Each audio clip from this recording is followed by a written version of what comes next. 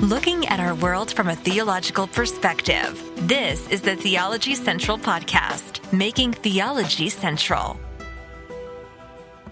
Good afternoon, everyone. It is Thursday, May the 4th, 2023. It is currently 2:11 p.m. Central Time, and I'm coming to you live from the Theology Central studio located right here in Abilene, Texas.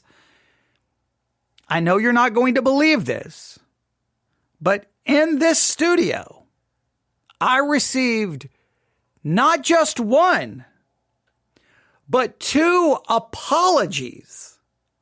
That may be one of the first times that has ever happened in the history of broadcasting. I can think of one other time where I received a very heartfelt apology. So if I really try to think about it, and all of the years of broadcasting, and I've received some nasty emails. I mean, I could go into, I've received death threats. I've been called names. And all from, of course, professing Christians. I've never been treated as bad by atheists as I have from fellow professing Christians. Atheists, agnostics, even those in the homosexual community, LGBT community, I've always been treated with kindness and respect. Christians, utter just vile, like just insane at times. That's crazy. But in all of my years of broadcasting, I'm trying to count. I think I have received maybe 4, maybe 5 apologies. No more than 5. But in this situation, I've received 2 apologies from the same person. Okay. So 2 apologies from the same person.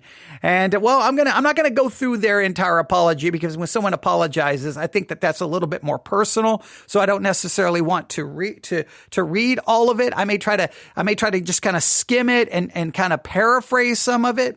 I think when someone opens and is vulnerable and apologizes, it's not for me to now, read that and share that. But let me explain what happened. I don't even remember. In fact, let me look at the date. Because I don't want to give, wrong information here. Let's look at the date. How many, let me see. I'm on the Church One app. How long? In fact, I'll just go to series.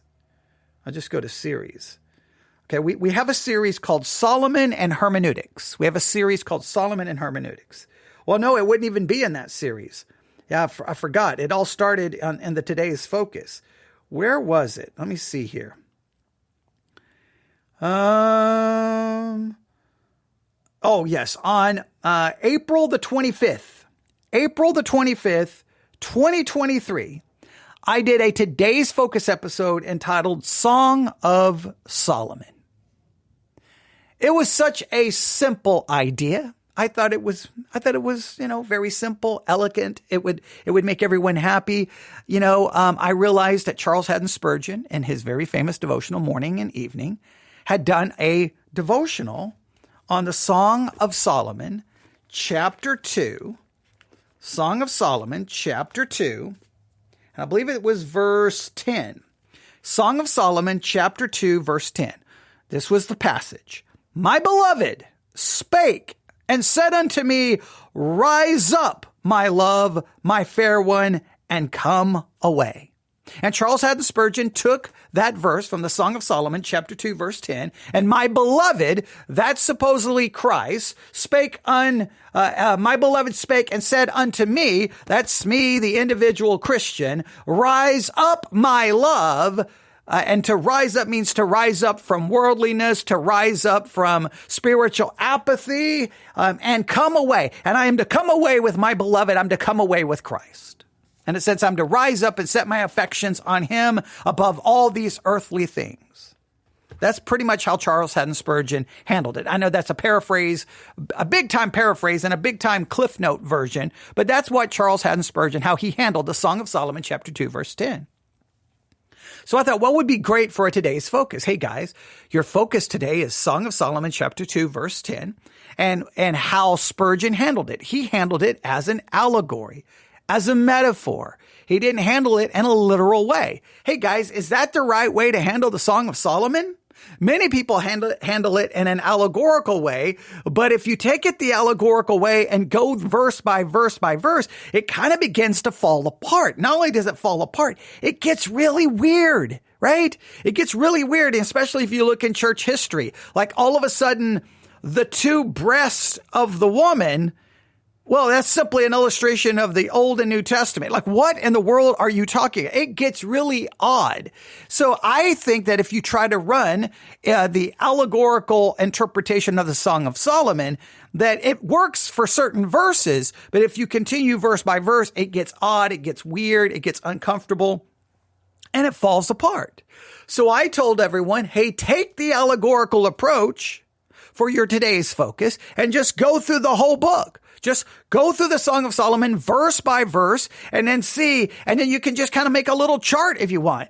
Allegorical approach, literal approach. How does it work? I didn't even go through all the different methods of interpretation that's been offered. I didn't do anything. It was more just kind of like, hey, your today's focus is this little exercise, right? So what was I looking for? People to actually do the exercise, go through the whole book and try to see which verses fit a literal, which verses fit an allegorical, and what problems you encounter.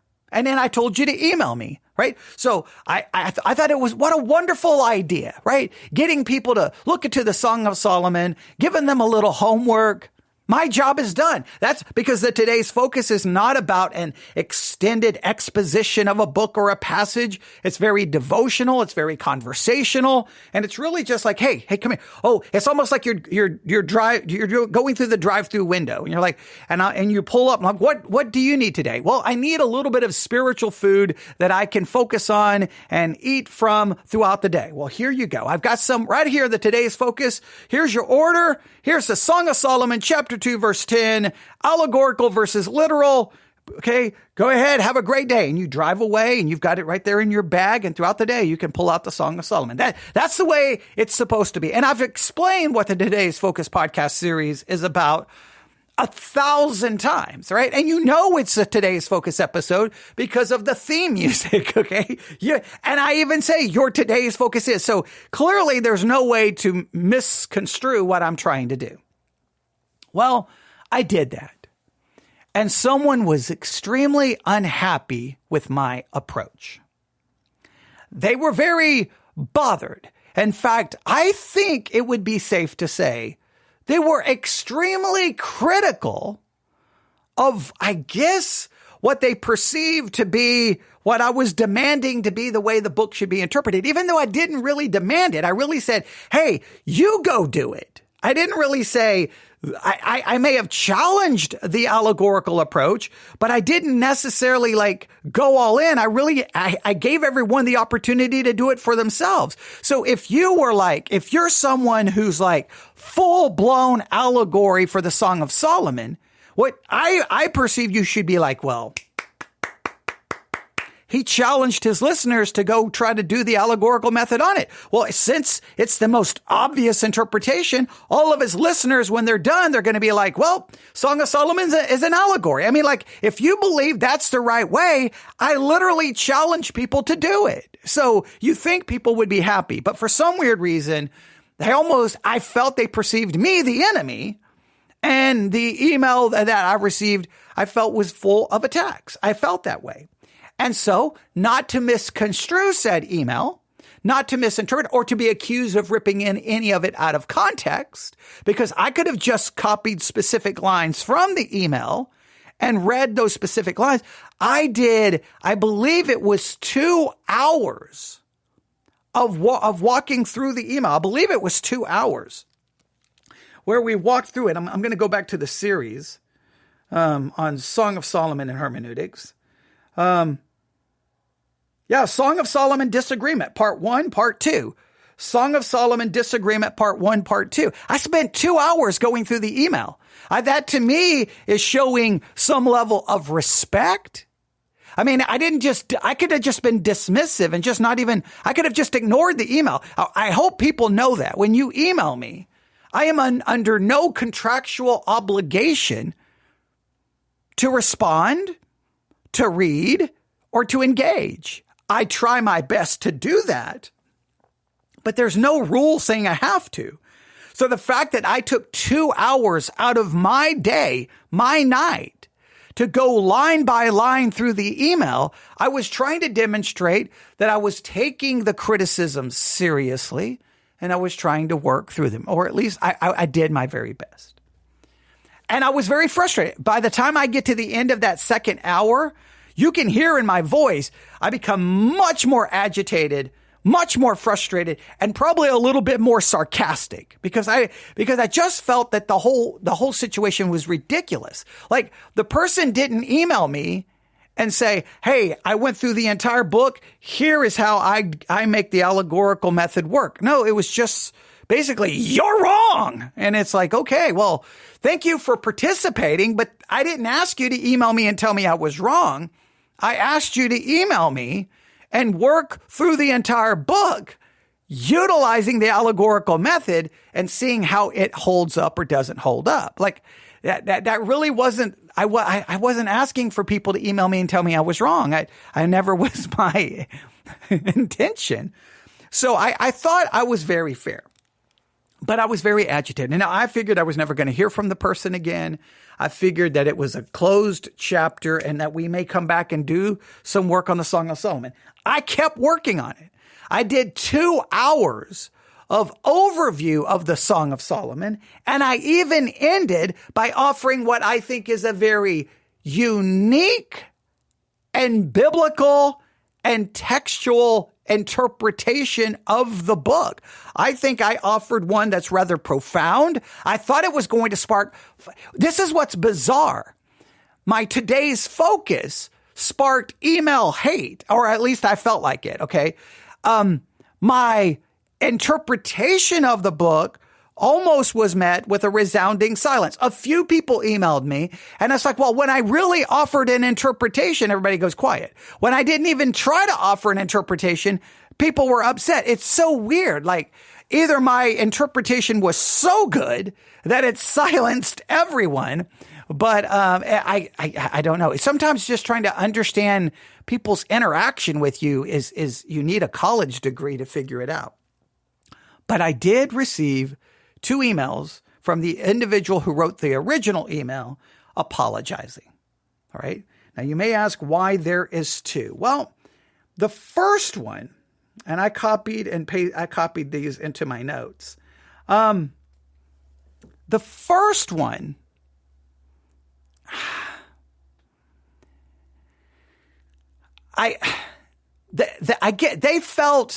they felt that I made them sound worse than basically a superhero villain. I turned them into some kind of comic book villain. Now,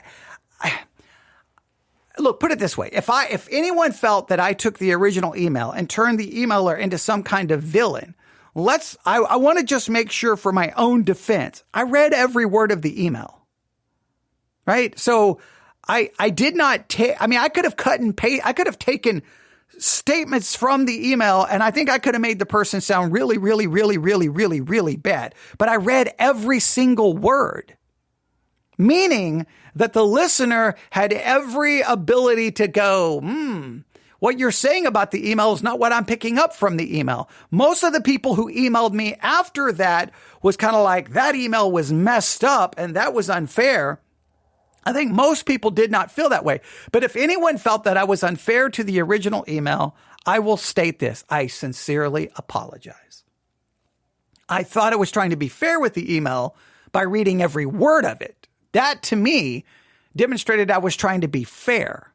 Like, I read the words that were sent to me. And if those words were not directed at me, then I don't know why the email was sent to me, right? So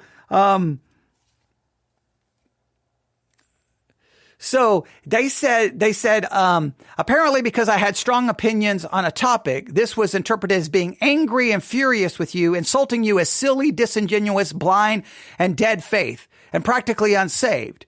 But those are the words that you used. Silly, disingenuous, blind, dead faith. You were emailing me. Like, who were you? Were you emailing me about some other third party out there? Those people out there are silly, disingenuous, blind, and dead faith. You were using those words to describe people, I don't know, who possibly held the same way of interpreting the book as I do. That would include me with them. So, I mean, if it wasn't a personal attack against me, it had to be a personal attack against someone. And if it wasn't towards me, then go apologize to the person that was being personally attacked. Like, the whole thing is just weird.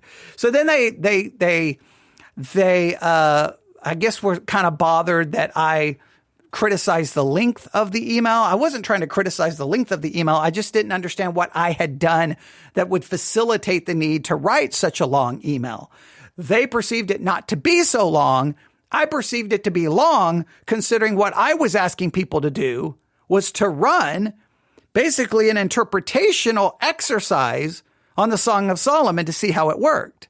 So I guess I perceived it like it was very long, considering the email contained none of what I actually asked for. So they go on to say here, all right, they do apologize they're sorry that I took my disagreement this way, and they did not intend it that way. Just because I was passionate about a certain interpretation, maybe my words became too personal or strong. But I honestly think you are extrapolating meaning beyond what my words conveyed. Now, I find that funny. Hey, you're going beyond what my words actually said. Well, wasn't that what we were arguing about the Song of Solomon, that I felt the allegorical method goes way beyond what the words actually say? I mean, I find that kind of ironic. Hey, you were taking my words and you were not being very literal with my words. But hey, the Song of Solomon, we don't have to be literal with it. I find that a little bit ironic. I mean, come on. You got to laugh a little bit, right? Hey, you're extrapolating meanings in my words that were not intended. But with the Song of Solomon, hey, we can just say, that's Jesus, and that's the Old and New Testament, and that's, wait a minute. Are we not extrapolating? And it's funny how sometimes people want you to be very literal with their words, but they won't be so literal with the words of Scripture. I find that a little bit ironic. It says now, because a position might seem illogical to me or someone seems blind to that position, it does not thereby follow I'm just raking them all over the coals or calling them completely unsaved and blind in all things. Okay, well, I don't know if I ever said that someone said that your email said I was blind in all things, but you definitely seem to say that I was blind, silly, disingenuous, and that my interpretation was the fruit of basically a dead faith. I don't know how you interpret those words since they were sent to me. All right. So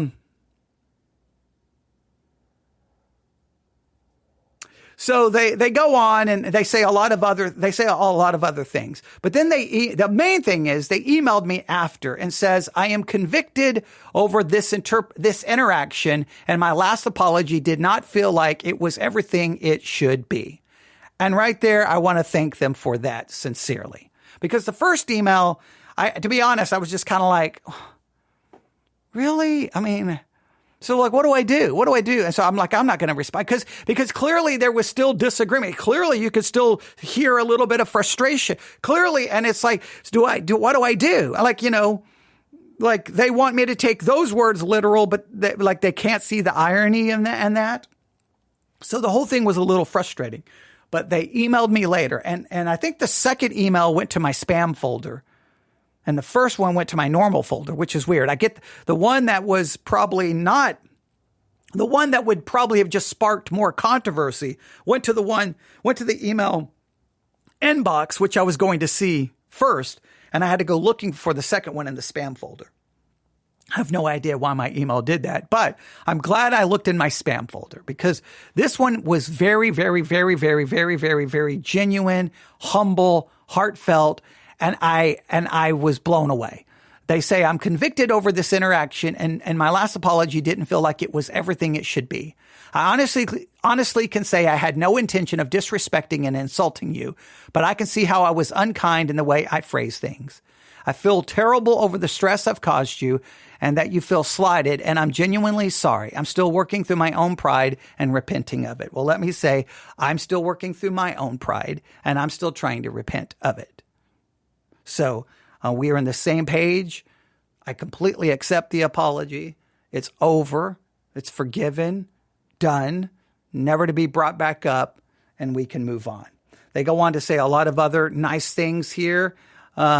They say, I hope, and their last sentence is, I hope this can be put behind us with no hard feelings. I've had people hold things against me before, and it's a pretty terrible feeling. Well, I don't hold things against people. Put it this way. I can't say that. I'm a human being with a sinful nature. Clearly, I can hold things against people. But my normal way of handling things is just, it's over, and I just kind of move on.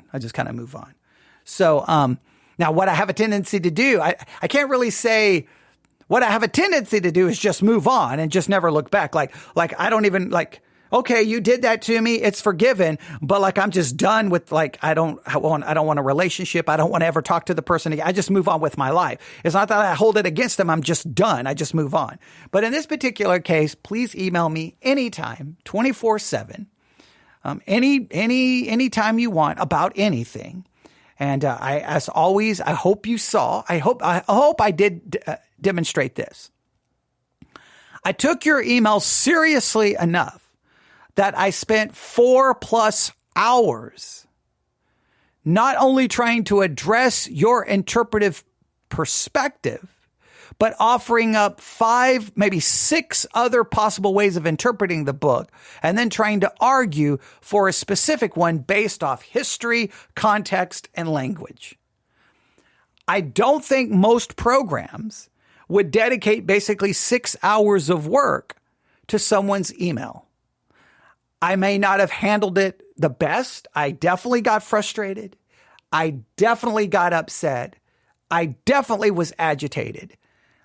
Because I just felt like I did nothing to deserve what happened. But hey, it's over.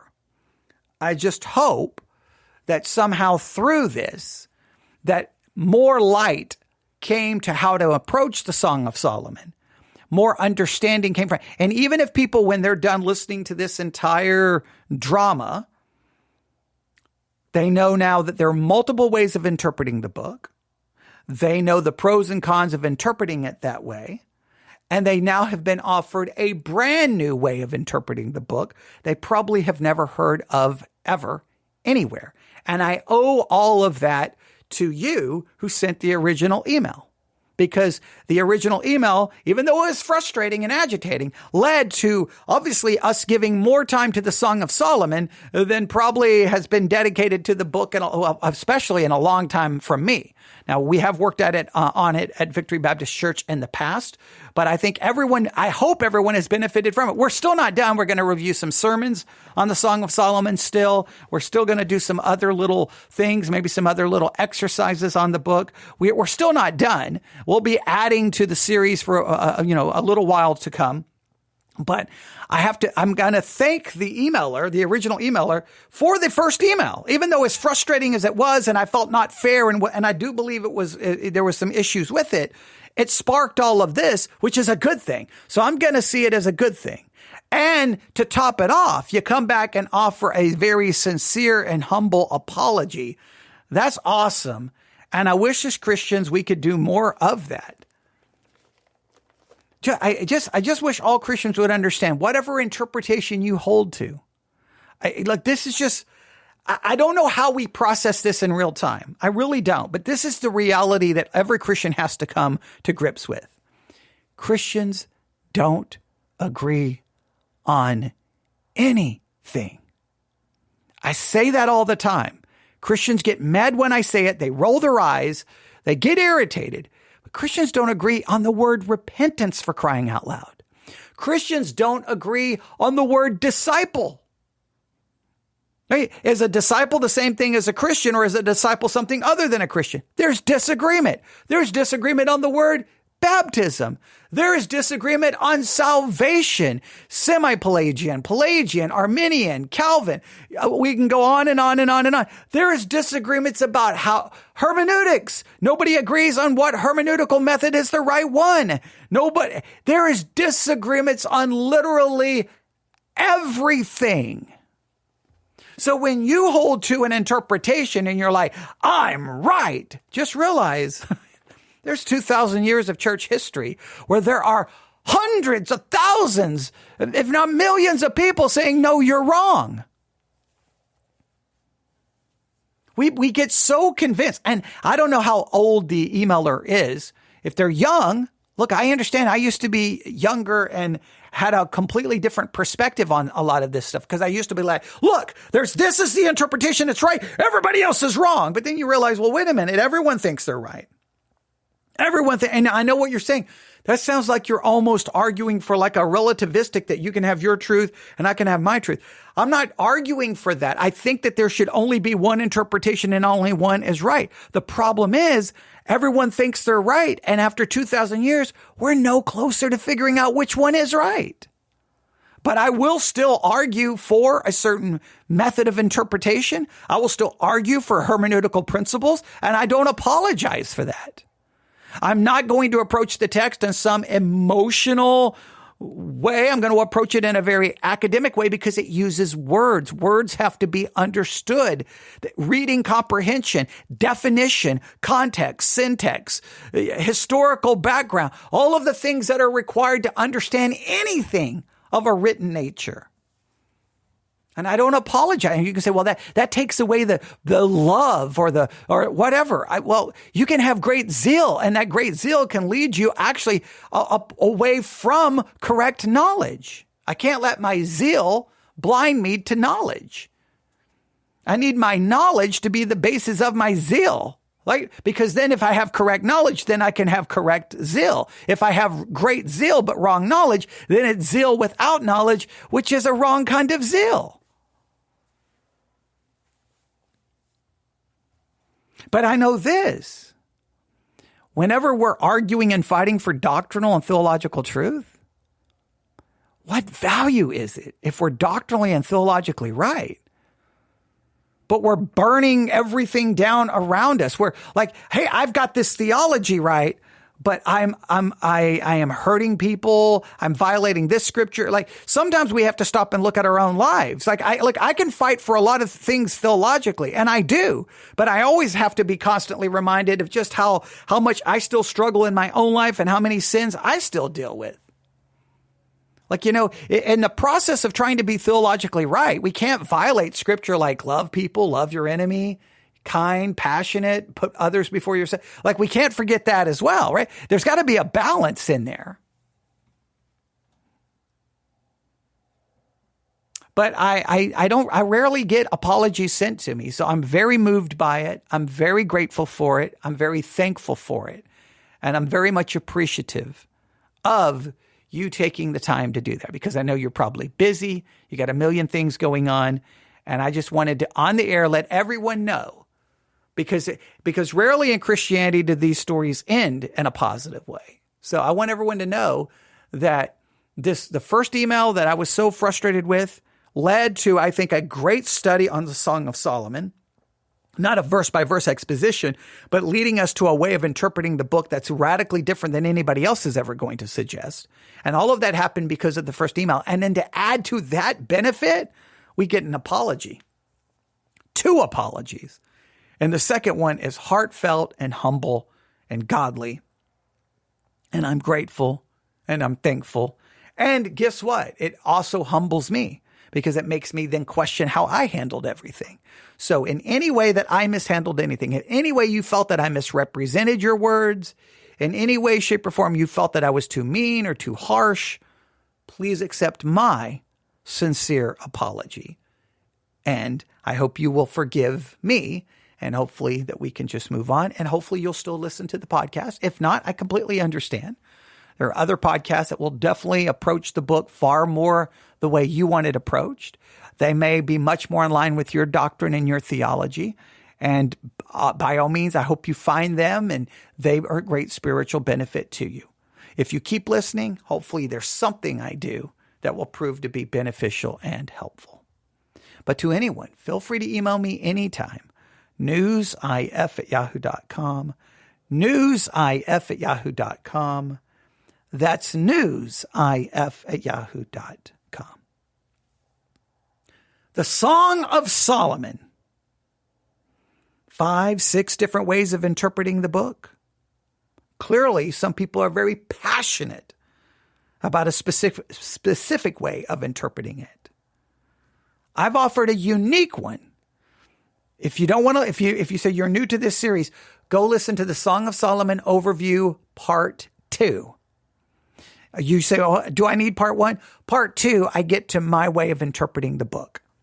And then you can let me know. You can email me and tell me how wrong I am. newsif@yahoo.com. newsif@yahoo.com. All right. Thanks for listening. Everyone have a wonderful, wonderful day. God bless.